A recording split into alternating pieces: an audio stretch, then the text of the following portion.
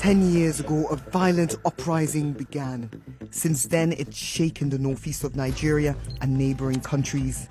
It's a conflict that's killed more than 30,000 people and displaced millions more. I'm talking, of course, of Boko Haram. But who are Boko Haram? And why has Nigeria's battle with them lasted over a decade?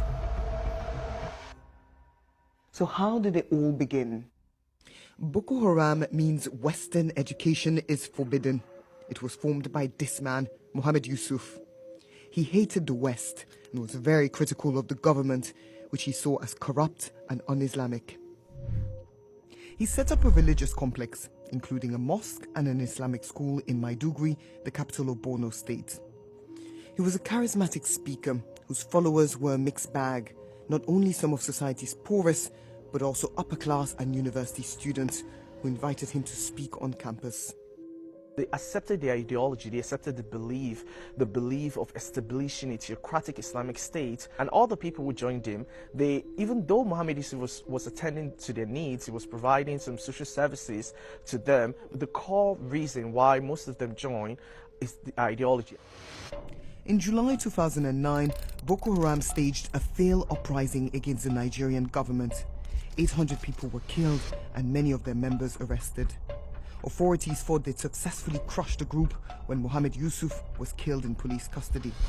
But that July uprising marked the beginning of a 10-year-long battle that continues till this day.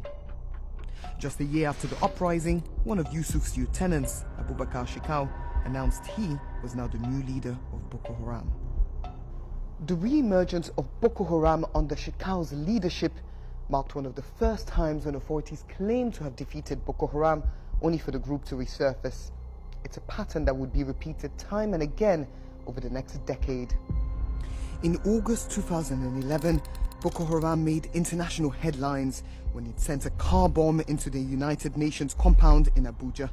23 people were killed and more than 75 injured. The next few years would be some of the group's deadliest. Between 2013 and 2015, Boko Haram killed more than 11,000 people.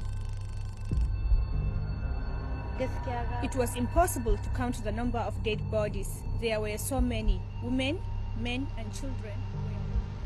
During that period, the group seized more and more territory and by 2015 was in control of much of Nigeria's Borno state.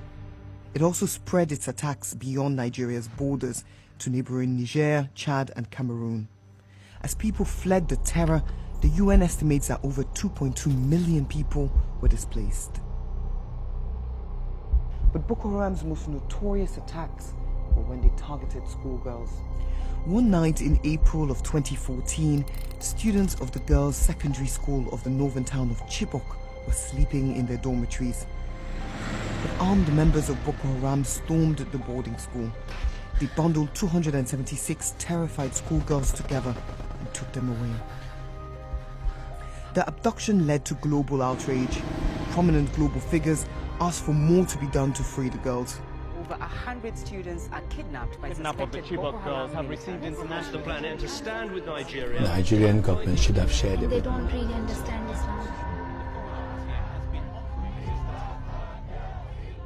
But although a number of them have been released in the last 5 years, more than 100 of the students are still missing. The Chibok incident showed Boko Haram kidnappings could bring them publicity.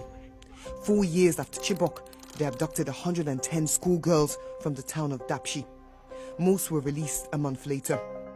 But one of them, a Christian student called Leah Sharibu, remains in captivity.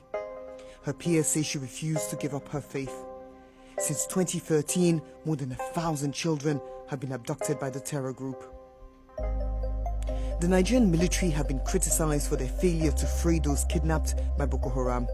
Low morale and corruption have left the army floundering, but Boko Haram's shifting strategy, including the use of female suicide bombers, has made them hard to pin down.